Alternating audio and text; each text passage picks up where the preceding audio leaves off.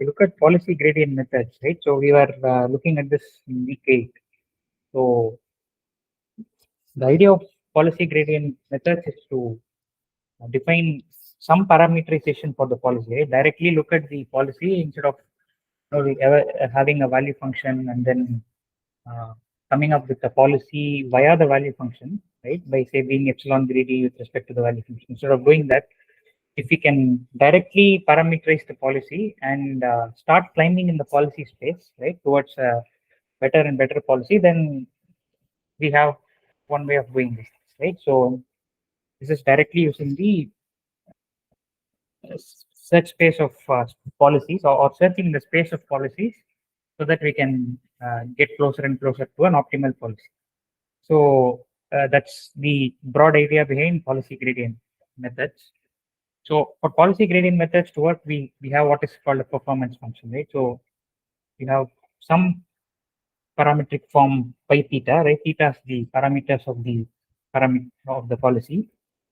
So the performance is defined as the value function evaluated at some start state, right? Some fixed start state S0 is there, and then you evaluate the value function corresponding to this policy pi theta, and you call that the performance.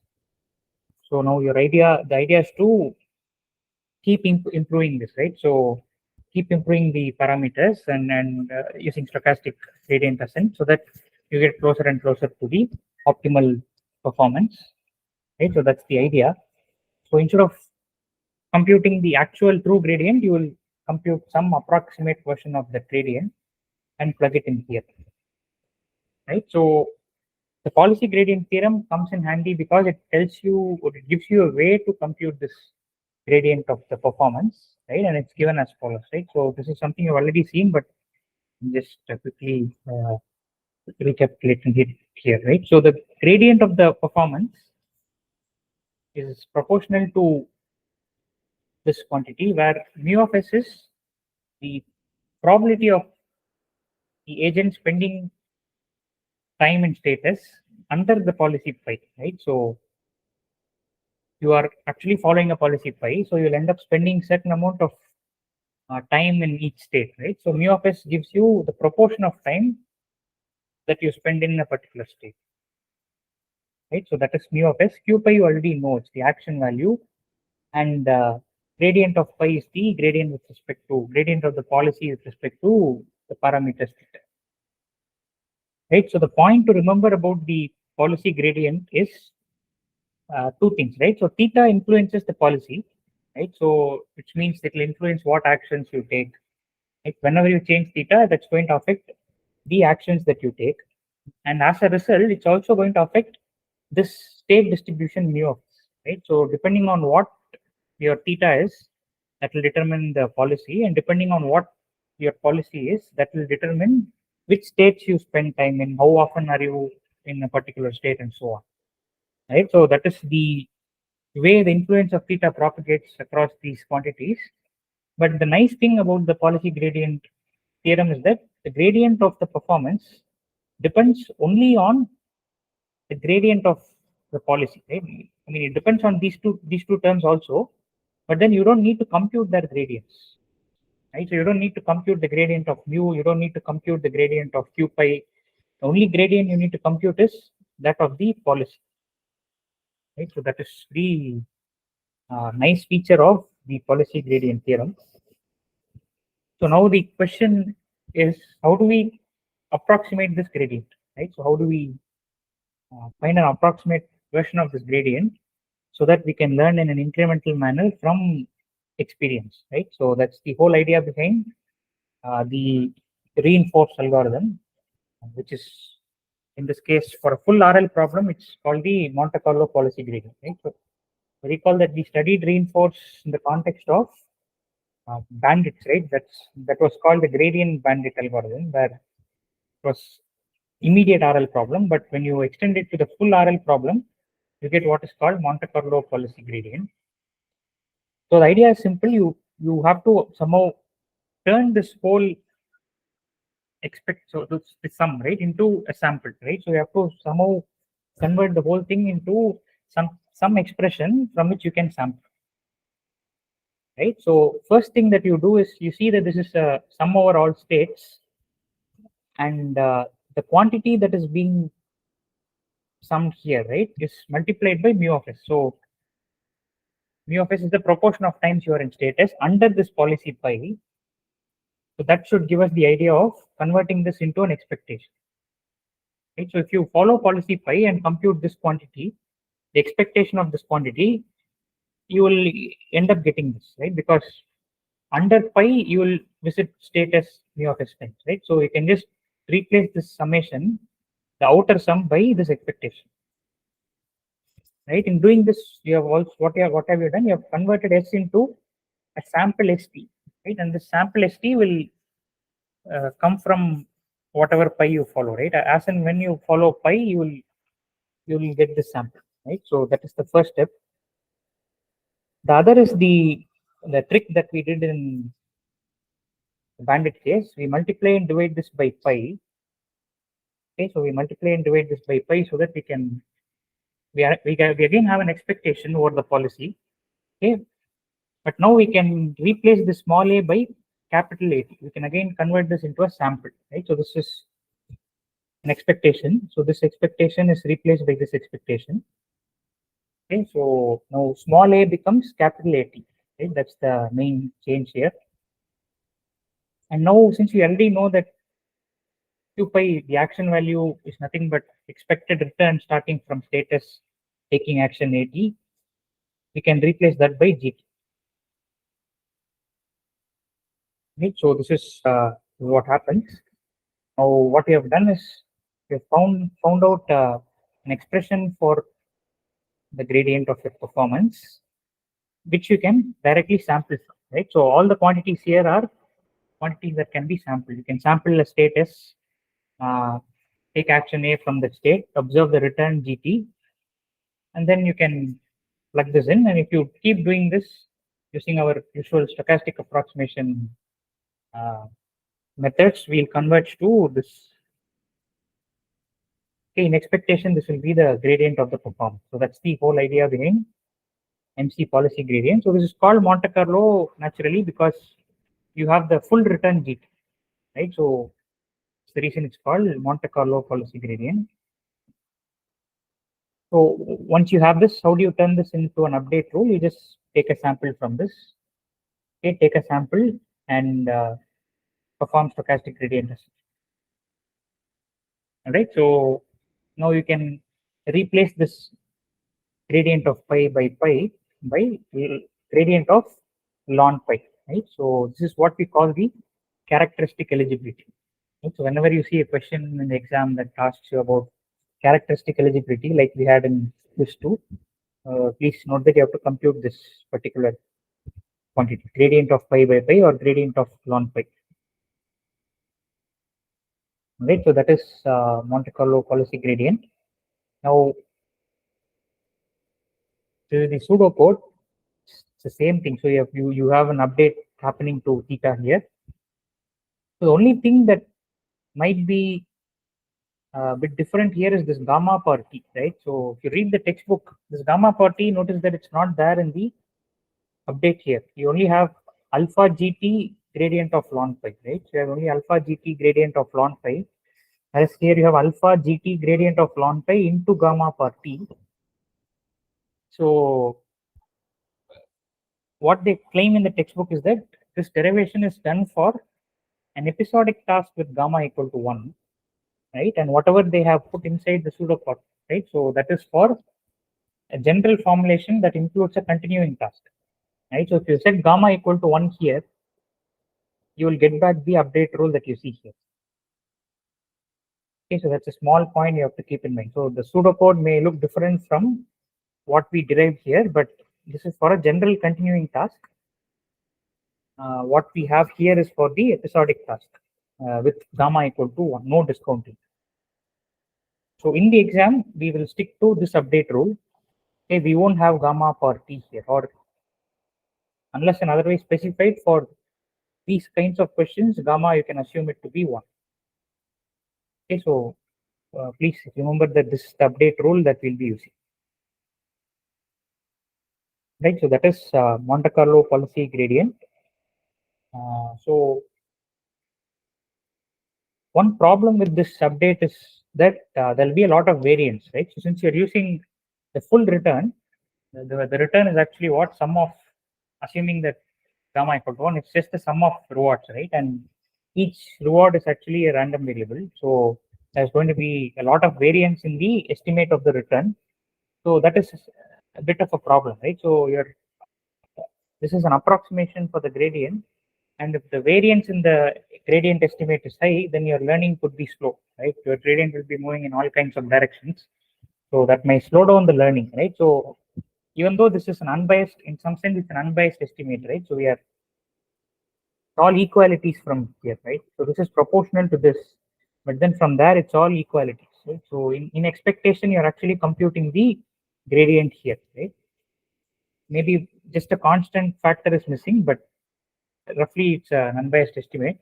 But to plug in this as it is, your variance is going to be high. One way to fix that is to introduce a baseline, right? So we also looked at the idea of baseline in gradient bandits, okay, where we subtracted the mean rewards, right? We subtracted the mean of all the rewards seen so far. What we'll do here is something slightly different. Okay, so this is reinforced with baseline. You again go back to the policy gradient theorem. This is the policy gradient theorem, right? So now you introduce a baseline by subtracting b of s. Okay, so you subtract b of s. You are allowed to do this because of this, right? So the summation over a b of s into gradient of phi is actually 0, right? So as long as your baseline depends only on the state and not on the action that you choose, this summation over a b of s into gradient of phi will be equal to 0. It will vanish, right? So this is the actual equality. So from here you go here by introducing a baseline dependent only on the state s, you don't change the expectation. Okay, so the expectation remains the same, but what you have done is you have, in some sense, controlled the variance, right? So by introducing this baseline, you are controlling for the variance in your updates, and therefore the learning is likely to be faster, right? So how does this manifest in the case of the update rule? You have gt minus b of st, right? So that is how the reinforced with baseline update is going to look like. Okay, so that is the reinforced with baseline algorithm. Now, what we are left with is the actor critic method, right? So if you recall in the lectures, sir would have mentioned the following thing, right? So depending on what baselines you choose, you get a different class of algorithms called actor critic algorithms. So the idea in actor critic methods is simple, right? It's a unification of two different streams that we have been working with so far, right? So first 6 weeks we looked at value function based methods where you try to find out the value function, the optimal value function. Okay, and using the optimal value function, you come up with a optimal policy, right? In the next few weeks, we looked at policy gradient methods, one class of policy gradient methods where we only focused on parameterizing the policy, climbing in the policy space, and finding an optimal policy. Now, what we are going to do is we are going to combine the advantages of both these approaches, right? So you'll have a parametric representation of that policy, okay, parameterized by some theta, and you'll also have a representation for your value function parameterized by w, right? This is from week 7, whatever you have learned, right? So you can, this could be a neural network, this could also be a neural network, right? So the first one, this policy is called the actor because that is the one which is going to take action, right? So that's hence it's called the actor. And since the value function is evaluating the policy, it's telling you how good the policy is in different states. Therefore, it is a critique, right? It's critiquing your actions, right? Therefore, it's the critique. So that's how the name actor critic comes from. Now, we actually tie this to be reinforced with baseline update rule, right? So this is your reinforced with baseline update rule. Now we'll see how we can slowly go from here to an actor critic formulation, right?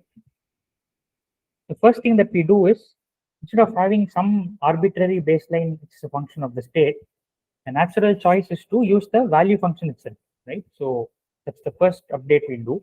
We'll replace the, or we'll insert the estimate of the value function at state t, st, parameterized by w, right? So this is the first stage. Okay, this is a valid baseline because it only depends on the state and not the action. Okay, so that's the first change. The next change that we do is, instead of computing the full return, okay, instead of waiting for the episode to end and then use GT, we'll just use the one-step return, right? The TD0 return. So that becomes RT plus 1 plus gamma V hat of ST plus 1, right? So this is the simple one-step return. You could also use two-step, three-step, or any n-step return, right? But to begin with, we'll just use the one-step return. So that becomes, right? Now, whatever you see in the bracket here, right? So RT plus 1 plus gamma V hat of ST plus 1 minus V hat of ST, that becomes the TD error delta T, right? So this becomes the TD error. So what we have now is an update for the parameters of the policy, okay? But that also involves the TD error, right? So your TD error is actually is going to now appear in two places.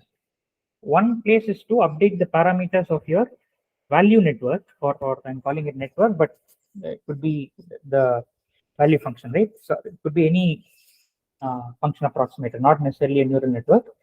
But yeah, so the TD error is going to be used to update both your W's and your thetas, right? So it's going to be used to update both the actor and the critic. So that's the whole idea of actor critic methods. Now, so this is again the pseudocode given in the textbook. Right, so you initialize the policy phi using theta as your parameters, and you have another value function approximation here using w, right? And you have different step sizes for both the value function approximator and the policy parameters, right? You have different learning rates. So you initialize both of them and you do it fully incrementally, right? So you no longer need to wait for the episode to end, right? So you can just sample a action from a given status, okay, compute the TD error, use the TD error to update your W's. This is week 11, right? Sorry, week 7, whatever we learned. So W plus alpha delta gradient of V. So it's the usual value function approximation using semi-gradient TD, right? So that's the same thing. And then you have theta updates, right? Theta updates is the reinforce whatever we did, right? So alpha delta gradient ln phi, right? It's this expression that we had here, right? Alpha delta gradient of ln phi into GT, right? Into, so the extra delta is added because of the whole actor critic business, right? So alpha delta gradient of ln phi. So this GT is rolled up into delta. I hope you can see that, right? Lambda's the delta is what? GT minus V hat of ST, right? It's this GT minus V hat of ST, where we have substituted the one step return for GT, right? That's where the GT actually goes in, right? So delta consumes that GT part. Okay, again, I have to emphasize this particular point. You can for now forget about this extra term of gamma coming in here. We'll assume that gamma equal to 1, right? If you assume that gamma equal to 1, whatever update rule we are doing here is the same thing that's happening here. Okay, so we introduce gamma when you have a continuing task where gamma is less than 1.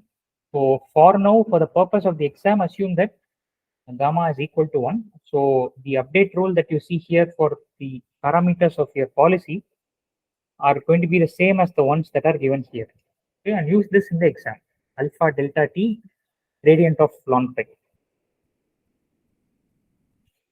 Okay, I hope that part is clear.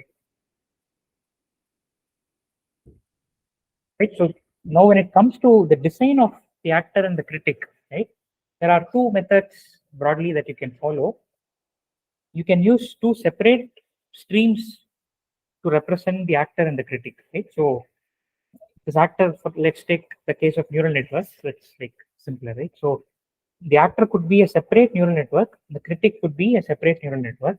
Okay, they don't share any parameters, right? So there are two separate networks, and both of them, however, have the same input, right? So the state is the input for both of them, and the actor outputs a distribution of probability distribution over the potential actions. Critic outputs the value function, right? So this is one design.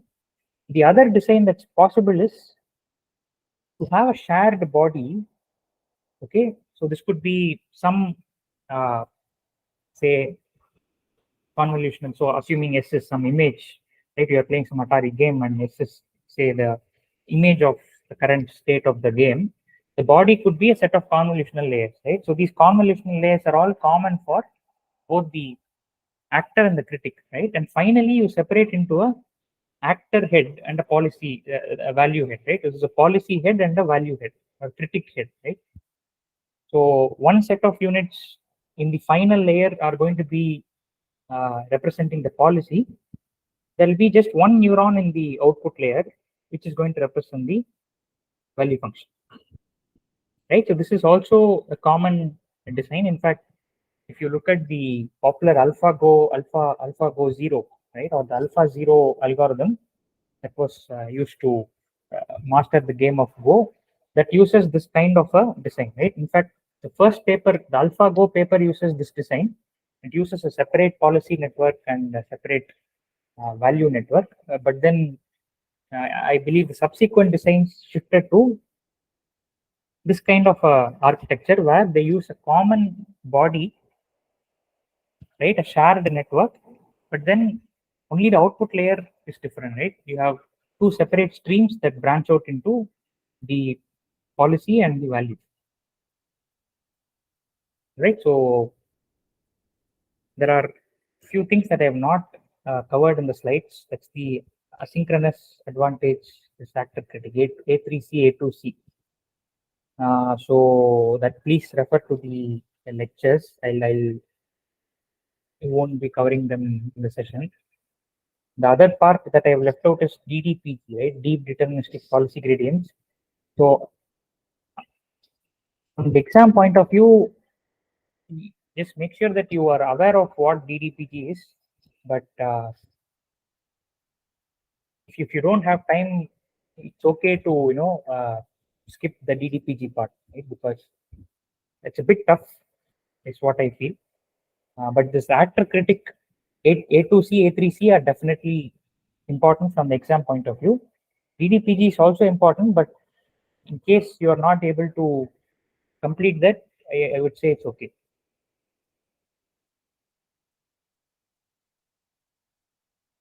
So I just quickly go over this practice assignment, and then I'll stop there. In the context of reinforce with baseline, consider these statements, right? So the baseline should not be a function of what? And so any ideas what should not be a function of what?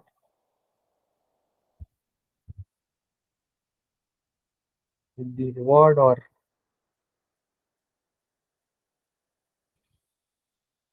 so this should be the action, right? So Action and then reward, right?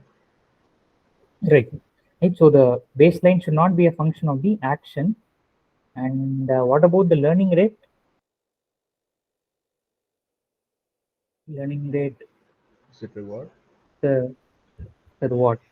Is that right? So right. So this is the baseline should not depend on the action as we just saw, right? So the summation over a b of s into gradient of phi, all that we saw, right? So it should not be a function of the action. It can be a function of the state, but not the action. The learning rate cannot depend on the reward, right? You can't have a high learning rate for a high reward. Okay, that will be biasing your updates, right? So it should not be a function of the action. Learning rate should not be a function of the reward. That's that. So in the basic actor critic setup, can we use the action value function instead of the state value function as the baseline? What do you think is the answer? No. Right. So you can't use the action value function, right? So any reason for that? Yeah, basically the previous question itself. Correct, right? Yeah. So the baseline should not depend on the action, right? So you use the action value function, then you are kind of introducing that into the setup, right? So that's a no here. So this we just saw the journey from reinforce with baseline to the actor critic rule, right? So we just did this no. So what should this order be? 2, 1, 4, 3.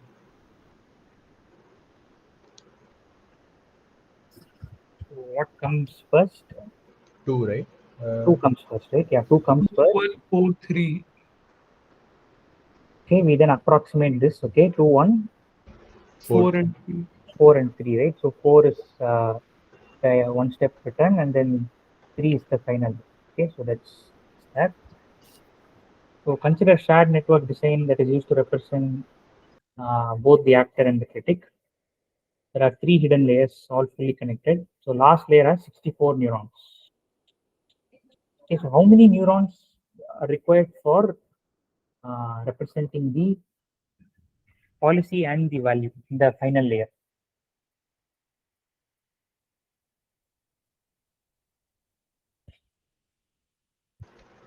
Should be 5 plus 1. Right? It's 5 plus 1. So you have 5 actions, and so that's for the policy, and one neuron for the value function. Right? So this is 6. Now, what would be the activation function for the neurons corresponding to the actor? So the actor means it's the policy, right? Yeah, Okay. The policy can be a softmax. correct. Right. So policy has to be softmax Yeah. distribution, probability distribution. So all these sigmoid may seem close, but then they only give individual neurons between 0 and 1. So this is wrong. What would be the activation function for the critic, the neuron corresponding to the critic?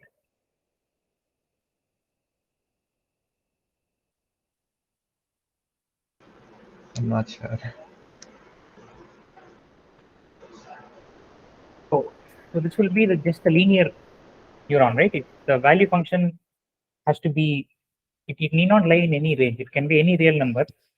So we don't want to constrain that by arbitrary. I mean, we can't constrain that to lie in any range, right? So Identity. Okay. yeah, right. So this is identity. However, you will see in the AlphaGo AlphaZero thing which we'll discuss in the last week that the value function used, sorry, the activation function used for the value is actually tan h.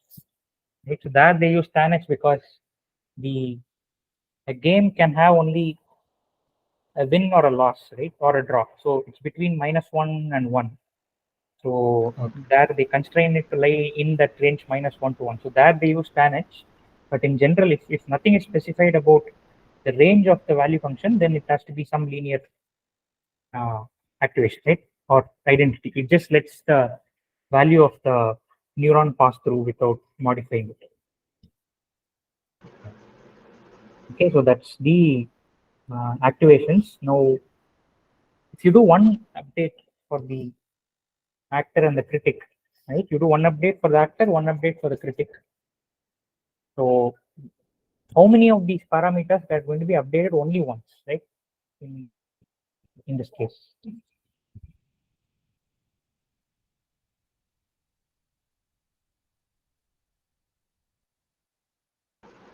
Can we see the parameters and the?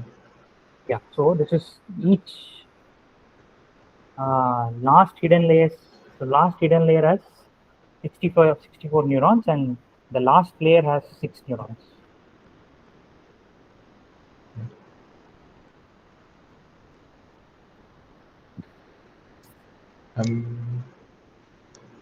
Using a single transition. Yeah, only one transition. But you're updating both the. So you're doing this one-step actor critic where you're updating both the actor parameters and the critic parameters.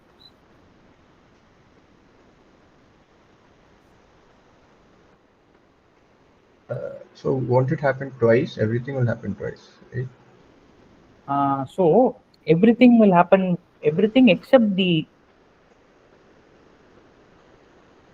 final layer neurons will happen further. The final layer connections will happen Yeah. first, Yeah. right? Okay. So the last layer to the output layer, those neurons alone will, sorry, those weights alone will get updated exactly one.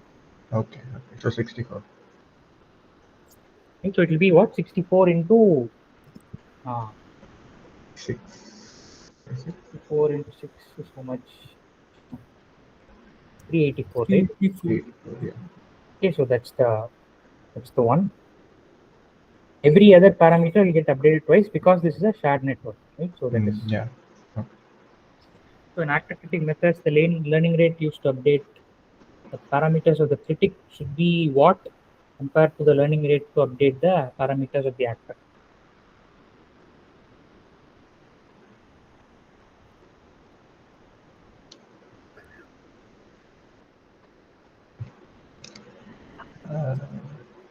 Lesser. I'm not sure. Okay, right. So this is from the lecture. So it is. Okay.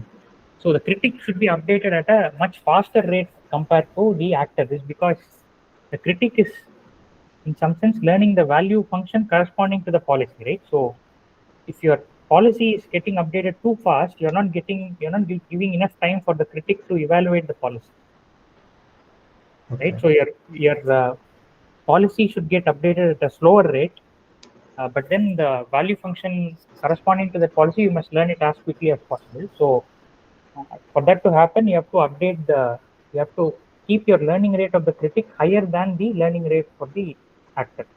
Okay. Okay, so that's the idea. So alpha W should be greater than alpha theta. Okay. Okay, so that's the idea. So the following statement true or false? We have not looked at this, but I hope you'll go back to the lectures. It's directly from the lectures, right? So you have, so the basic idea of actor critic is A3C is that it's the same update rule in some sense, but then you're spawning several threads, right? And you're gathering experience in each of these threads by copying that actor parameters, right? So you have, let's say 100 threads. Now you are copying the parameters of your actor into each of these 100 threads, and you're asking 100 actors to play out their own sequences of moves, right? And you gather all that experience, right? For each transition, you will get some delta, PD error, right? So you'll accumulate all the gradients and do one update asynchronously, right? So that's the idea behind A3C. So Okay. So while it's only copying the actor, not the critic. exactly, yeah. So you're only copying the actor while gathering experience. You don't need the critic. So that's the Okay. idea behind this question. Okay, so something is wrong. Why is this false? Okay, this is false, right? The agent needs access only to the actor, not to both the actor and the critic, right? This is false. The agent needs to have access only to the actor who would have been true.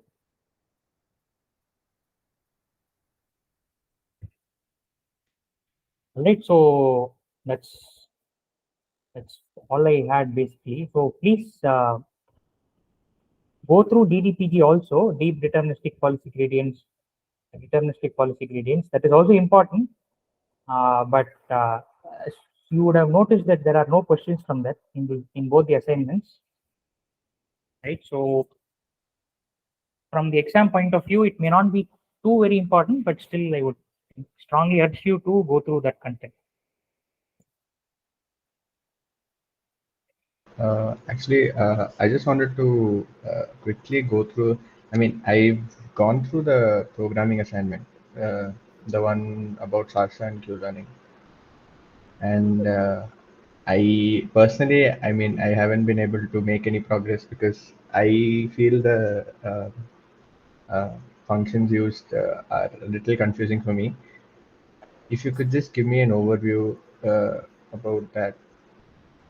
Okay, so actually Let me once again. Let me call Swarnim and see if he's. Oh, okay. Just give me 2 minutes. I just call him. Sure. Or if Jaydev also has any, if he's already made any progress, he can share his thoughts. Yeah. Please do that. I'll just. Yeah. Be back.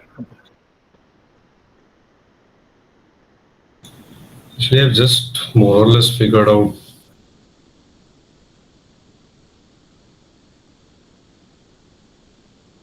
Sorry, I think I lost you. Can you repeat that? I've almost like today I spent figuring out how to use that grid world environment. Yeah, I'm not sure how to start out. I mean, I understand making. I mean, I've gone through the functions. I understand what each function does, but I don't know how to start off. I think. I mean, the functions are pretty straightforward, but to understand the grid world and to iterate through the grid world is something I'm still figuring out. Oh, is it okay? Where exactly are you stuck? No, I think I'm just able to understand the overview, but I'm not able to start writing any code to like traverse through the grid world. I think that's where I'm having an issue to understand how the step function works and how it outputs. Because understanding the output is also a little difficult for me. What each function returns and how I should use that to update Oh, okay. the position and things like that. I see. So I think most functions don't actually. I mean, the way I have done it is they're not returning anything. They're just modifying the few things in place.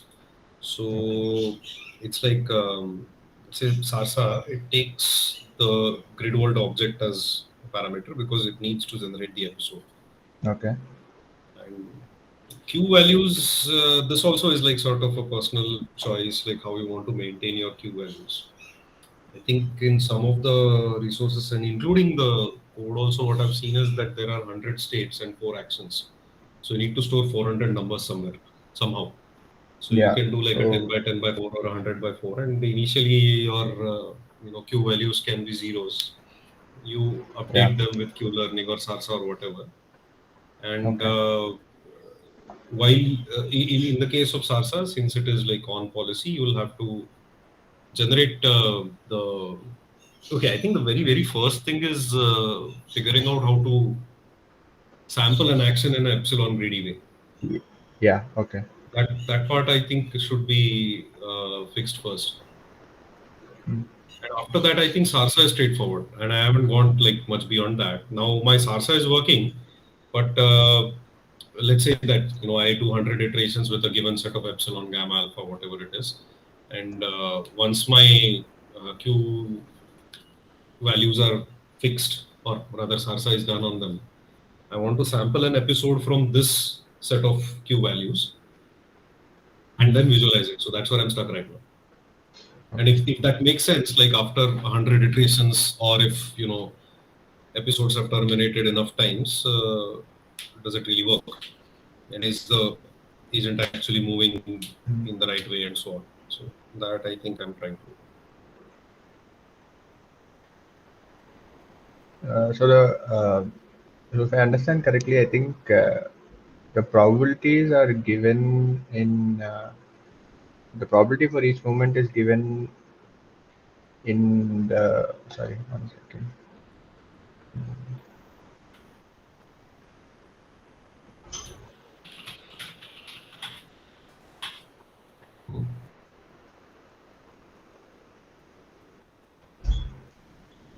So given, okay, say that I'm in the start state and I want to iterate through the grid world, I would first, what would I define? So I would define, so I would change the start parameter, or would I use the step parameter to return a state which, I mean, what does it return again? It returns the next state and self.r next state. So what is that returning actually? I don't follow. What can you say that again? What is the step function returning exactly? It returns the next state and the reward. Next state and the reward. Given a current state and action, it gets the next state and the reward. Okay. So that would be my current. So that will be my next current state, right? After a step, that would be my current state. Yeah. Well, one thing And- is not that's also one place where I'm stuck. Like there are certain states which will take you back to the starting state. Yeah. So So that's will the we use question the I reset asked. function? And again, I'm not too sure what that reset function actually does. It just returns an integer. Integer of start state sequence. Now, since we already know what the start state sequence is, like, what's the point of that function? Basically, do you set your Yeah. current state to the start state again? And I mean, if that is the case, sure. But the question is that I think the step function is written such that if you end up in a restart state, it doesn't automatically move you to the start state. You're still there, Yeah. which means you can still do up, down, left, right from it. So Mhm. that is something that has to be moved. If the next state happens to be a restart state, then you go back, then your next state actually should automatically become the start state. Something like that. So the get state also can be used to determine where exactly you are, right? I'd recommend not using that because, like, again, I don't know if what conventions Swarnim has followed, but it's supposed to be a private function. Okay. Yeah, the underscores. But actually, then, it's called get state and it takes state and direction. So what does it do? I'm not too sure. Yeah. And it Okay, returns the so- next state, sure. Just one question. Sorry to interrupt. Right? So see, Please.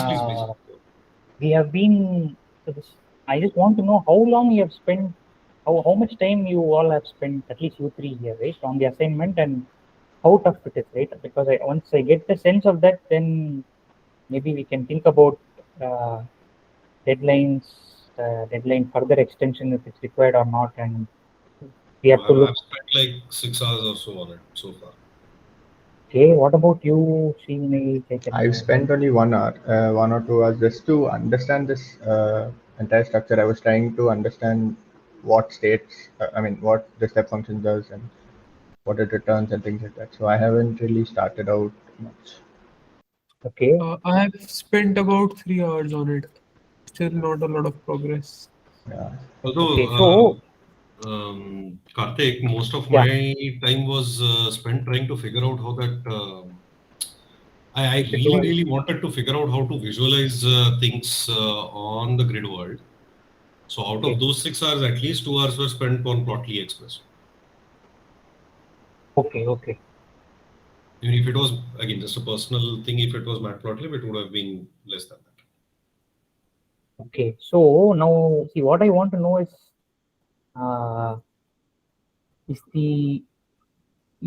figuring out this grid world, the environment code is, that's one thing. The other thing is the number of experiments that have to be run, right, and the number of graphs that have to be generated. Now, if they are going to be too many, then I need to know that, right? So I need to know what you all do. There definitely are too many because, like, even there might be some combination of hyperparameters, and it's been told that until an episode lasts until 100 time steps or until you reach the goal state, whichever is less. There might be a combination of hyperparameters. I haven't encountered one yet, but there might be one where it could become unreasonable. And then again, you have to do 64 iterations on, like, it's an exhaustive search, right? So I think if there's no way that you can deal with this right now from a evaluation perspective, I guess just, you could maybe grade according to however much progress has been possible in a given time.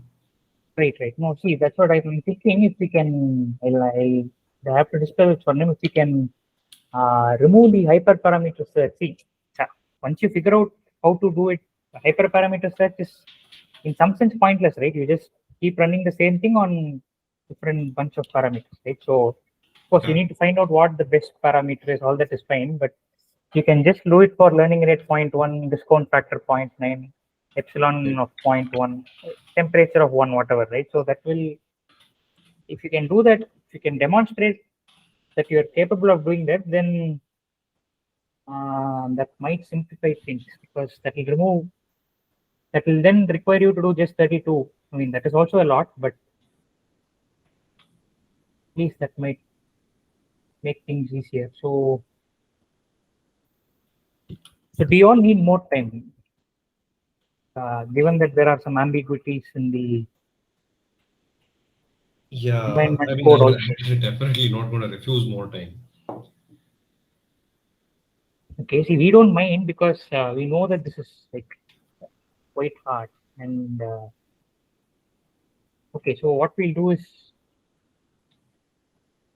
the problem is the other programming assignment is also due, and we're like it's on this value function approximation using neural networks and solving this cart pole problem, right? Balancing the cart pole. Oh boy. Okay. I think, can Okay, you, so- I mean, please see if you can extend this. That will always be. No, we can set. Yeah. Yeah, we can extend it. See, evaluation and all that will not be a problem. So extending is not a problem, but there's no point extending, keeping the problem statement as it is, right? So we have to resolve these things and make it that simpler so that it's.